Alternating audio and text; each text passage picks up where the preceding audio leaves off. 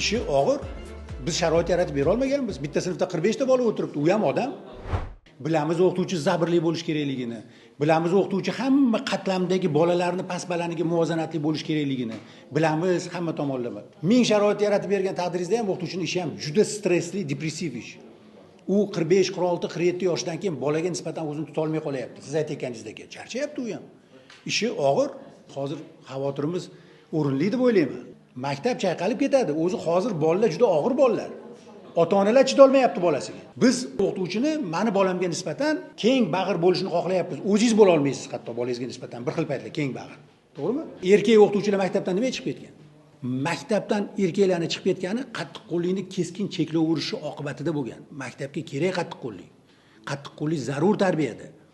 U tarbiya bilan shug'ullanadigan maxsus tarbiyachilar bo'lsin. Fizika o'qituvchisi fizikasini bersin. Mas'ulligi uni ta'lim berishda bo'lsin, o'rgatishda bo'lsin. Hozir umuman g'amxo'rlik qilmading deb o'qituvchini ishdan haydayapmiz. G'amxo'rlik qilish uchun sharoit yaratib berib qo'yaylik. Bizda tarbiyani hech kim ilmiy tadqiq qilmaydi-ku. Va o'shaning uchun qonunni agentlik olib kirib o'tiribdi, vazirlik emas. Biz hozir bolani himoya qilamiz deb uni ustozdan ayirib qo'yapmiz. Yomon o'qituvchini jazolash kerak. Yomon o'qituvchini to'g'ri jazolash uchun to'g'ri qonun qabul qilishimiz kerak. Hozirgi qonunimizni biz to'g'ri qonun deb o'ylamayapmiz. Bu yetarli darajada emas, bu juda keng ta'sir qilib yuboryapti va aksi ta'sir ko'rsatish ehtimoli bor.